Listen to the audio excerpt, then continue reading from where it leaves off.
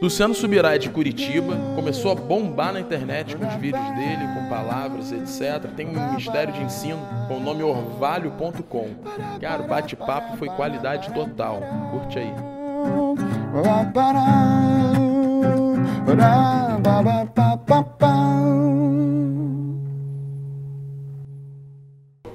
Luciano Subirá, beleza? É nóis. É nóis, já é.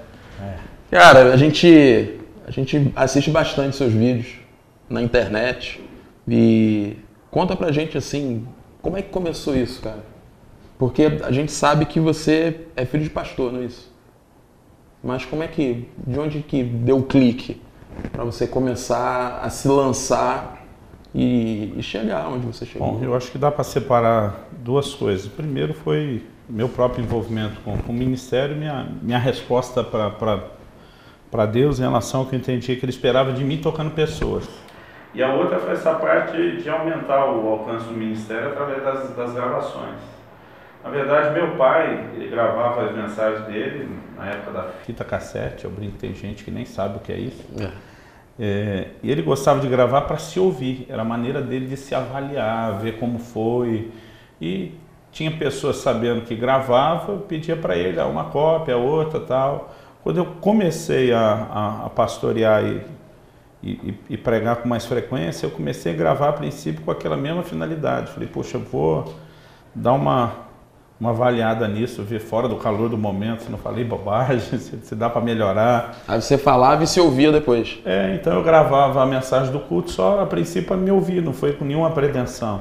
Mas algumas pessoas tomaram conhecimento, não tive no culto, quero ouvir de novo, começamos a gravar e acabou que esse negócio depois foi tomando assim uma proporção enorme. Eu não sei te dizer quantos mil cassetes a gente chegou a duplicar na época, depois passou para o CD, depois já jogou MP3 gratuito, né? Isso na verdade foi tomando bastante vulto, mas essa segunda parte aí que você mencionou, os vídeos, eu não diria que ela foi acidental, porque eu creio que Deus estava no controle e depois a gente percebeu que era uma boa ferramenta, mas no início não fazia ideia de que...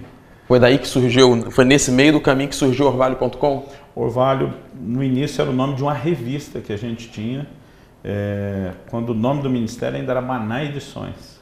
Mas quando entrou essa fase de internet, eu lembro que o site era manaedições.com.br. A gente tinha que explicar que o Maná era sem acento, que não tinha cedilha, que não tinha tio. Dá trabalho, né? Era tão trabalhoso que eu falei, gente, tem que achar uma coisa mais simples. E nessa época a gente já estava aposentando a revista, porque o formato digital foi ganhando corpo. Alguém falou, então que não usa o nome Orvalho, que é conhecido na revista, para puxar para a internet. Aí nisso a gente acabou dando esse upgrade aí do manaedições por orvalho.com. Eu vejo, a gente esteve contigo no ano passado, e aí eu vi assim a conversa de procurar uma agenda, e vi que tua agenda estava bombando, muitos convites, a galera chamando para você estar nos lugares e compartilhando, e etc. Como é que você consegue administrar, cara? A agenda bombando, uma família, uma igreja local, e o Weber, ele na verdade, ele está em outra cidade, né? Fortaleza. Está em Fortaleza, você está em Curitiba. Curitiba. Nosso contato, a maior parte do tempo, é via telefone ou Skype, e a gente se organiza para, em alguns encontros pessoais, tirar um pouco aí do atraso.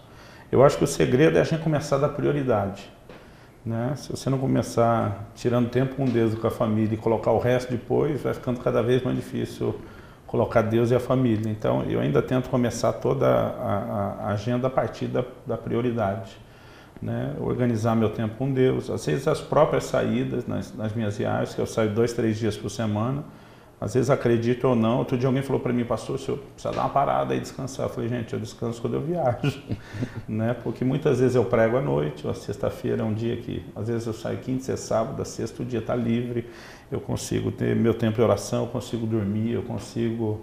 Então, eu acredito que a partir da prioridade é mais fácil encaixar o resto. Então a agenda eu começo mesmo, meu tempo com Deus, depois o que é importante para a família, a gente organiza e planeja o nosso ano, os nossos eventos, aí depois eu vou para a nossa igreja local, né? Quais são os nossos eventos, depois quais são as igrejas ligadas, para depois abrir os convites. E mesmo os convites, a ideia é priorizar ou os amigos ou amigo de amigo. É muito difícil aceitar um convite de alguém que eu não conheço.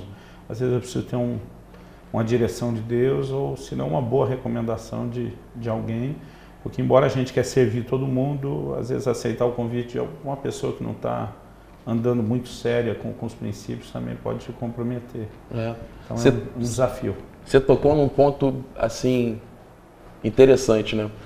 Compromisso, né? Compromisso com os princípios, com valores, né? E aí eu vi um post no Facebook há pouco tempo, e aí eu queria te fazer essa pergunta. Você acha que Lutero, se estivesse vivo hoje, ele faria a reforma protestante da igreja protestante?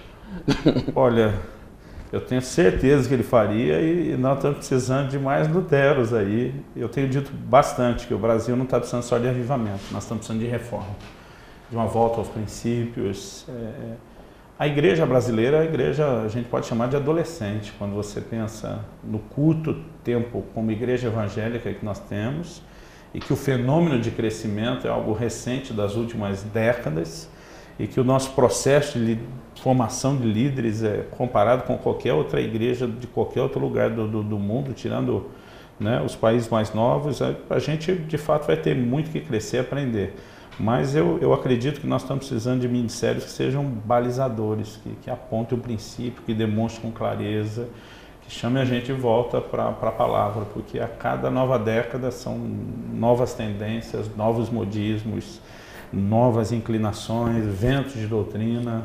O que você corrigiu numa década, às vezes já não serve para outra, é uma outra liderança, para quem talvez um grupo, algumas pessoas tiveram voz, né, atualmente já não tem. Então é um desafio contínuo, mas eu acredito na igreja brasileira. Eu tenho rodado o Brasil todo.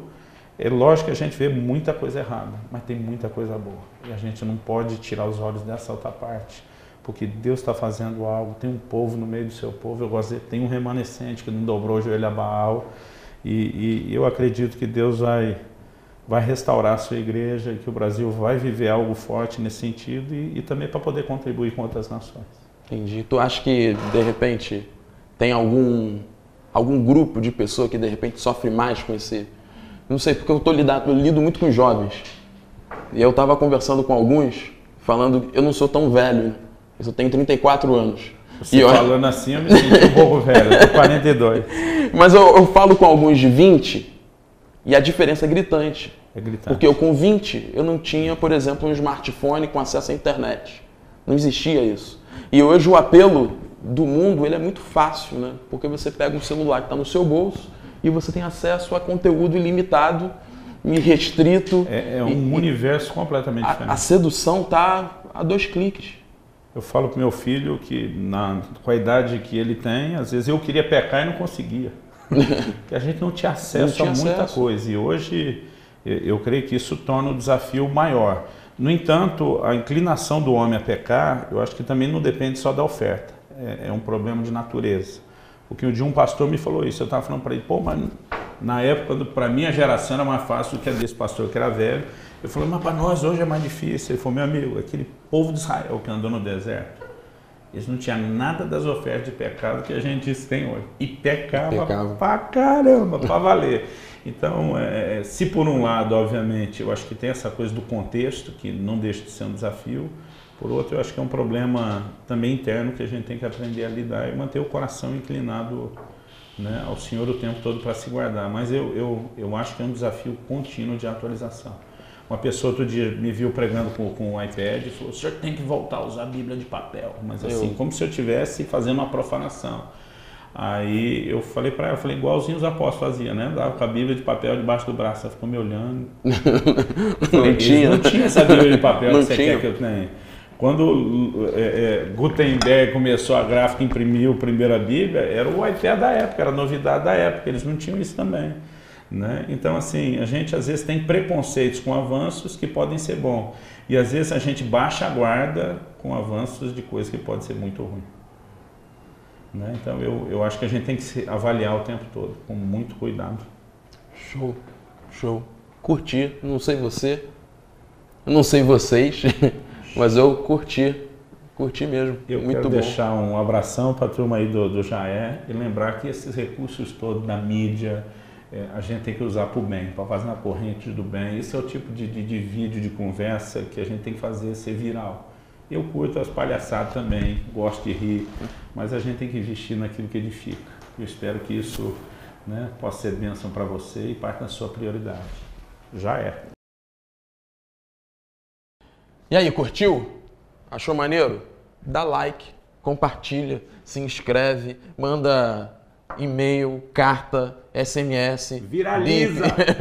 Faz tudo, entendeu? Manda pra geral, geral. Entra lá no orvalho.com, assiste os vídeos do Subirá. Você tenho certeza que você vai ser impactado, porque é tudo qualidade total. Beleza? Hashtag já é. Eu nem tenho de perguntar porque você emagreceu, se fez dieta. Rapaz, eu vou nem falar que eu fui pressionado por alguém, entendeu? Pra saber. Eu vou contar essa história a partir do ano que vem. Eu tô esperando chegar no meu peso. Quando chegar lá, né? Deus, mas começou o caminho das pedras, assim, Deus me pegou, me fez entender a partir da Bíblia o cuidado do corpo. Eu nasci num lar cristão, busquei Deus minha vida inteira. Uma frase que eu sempre repetia, eu dizia, eu não tenho de que me arrepender. Hoje eu digo, eu tenho um grande arrependimento, não ter entendido ou cuidado do meu corpo antes. E os gordinhos que me aguardam. Tá filmando? Os gordinhos que me aguardam. É a primeira vez que eu estava fazendo ameaça gravada. Os gordinhos que me aguardam que eu vou voltar com tudo.